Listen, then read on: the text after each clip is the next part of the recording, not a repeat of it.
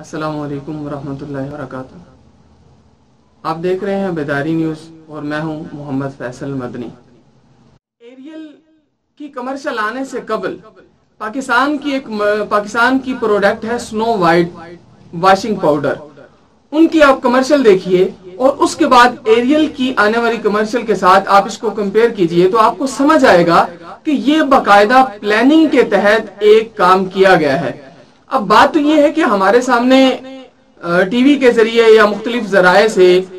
Multi national کمپنیوں کی add اور ان کی ایڈورٹائزنگ کی جو تشہیری مہم ہے وہ پہنچ جاتی ہے، کیونکہ وہ بہت بڑی انویسٹ کرتے ہیں، لیکن اس کے اندر بھی وہ اسلام، شاعر اسلام اور اسلامی تعلیمات کا، اسلامی تہذیب کا، اسلامی ثقافت کا مذاق اڑانے کی کوشش کرتے ہیں۔ اور ایریل صرف کا یہ سلوگن تھا کہ یہ جملے داغ ہیں اور داغ ہمیں کیا روکیں گے، اور کیوں کہ اسلام چار دیواری کے اندر جو رکھنے کی بات کرتا ہے تو یہ داغ ہے۔ اسلام نے عورت کو جو چادر چار دیواری کی عزت سے نوازا ہے، اس کو ایریل سر والوں نے داغ کہا۔ آپ کہہ سکتے ہیں کہ یار یہ تو انہوں نے لا علمی میں کم علمی میں یہ بات کر دی ہے، تو جو میں نے آپ کے سامنے گزارش کی کہ سنو وائٹ جو پاکستانی پروڈکٹ ایک واشنگ پاؤڈر ہے، ان کی کمرشل کو آپ دیکھیے تو اس کے اندر بھی انہوں نے باقاعدہ کمرشل کے اندر اسلامی تہذیب، اسلامی ثقافت کو اجاگر کرنے کی کوشش کی، اس کے ضمن میں اس کے خلاف نیگیٹو پوائنٹ رکھ کے ایریل سر والوں نے اپنی ایڈ بنائی، اور اس ایڈ کو انہوں نے جب لانچ کیا تو پاکستانی معاشرے نے، الحمدللہ اسلامی معاشرے نے اس کا حد درجے تک اس کا بائیکاٹ کیا اور اسے تنقید کا نشانہ بنایا، جس کی وجہ سے پاکستان میں اس ایڈ کو بلاک کر دیا گیا ہے، بلاک ہو چکی ہے۔ پاکستانی اتنا احتجاج کر چکے ہیں کہ انہوں نے وہ والی ایڈ ابھی ظاہری طور پہ ان کے کسی بھی پلیٹ فارم پہ نہیں مل رہی۔ یہ ایک بڑی خوش آئند بات ہے کہ نہیں مل رہی، لیکن گزارش یہ ہے کہ کیا یہ پہلی دفعہ ہوا؟ کیا ایسا انہوں نے پہلی دفعہ کیا؟ نہیں، یہ ڈھکے چھپے الفاظ میں ملٹی نیشنل کمپنیاں جو ہیں یہ بار بار اسلام پہ بھونک رہی ہیں، بار بار اسلام کے خلاف یہ اپنی آواز مختلف ذرائع سے وہ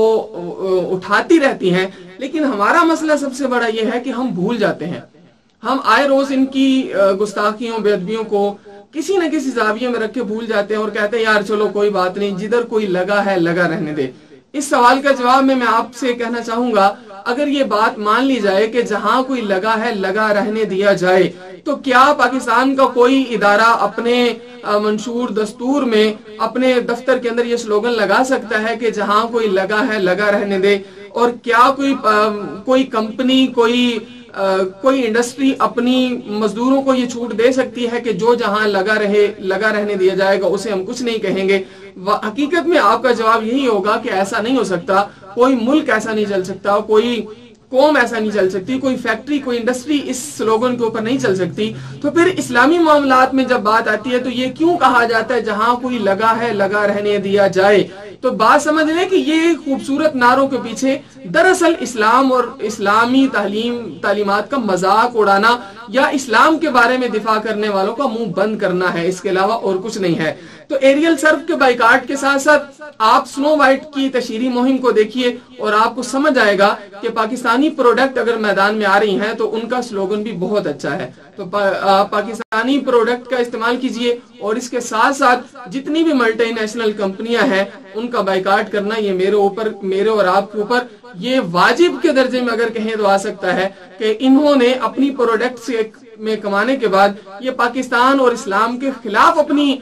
پیسہ خرچ کر رہے ہیں، جبکہ پاکستانی پروڈکٹ والے یہ پاکستان کے دفاع، پاکستان کے ساتھ ساتھ کسی نہ کسی زاویے میں اسلام کے ساتھ جڑے ہوئے اداروں کے ساتھ، مسجد، مدرسہ یا پاکستان میں بسنے والے یتیم اور غریب بچوں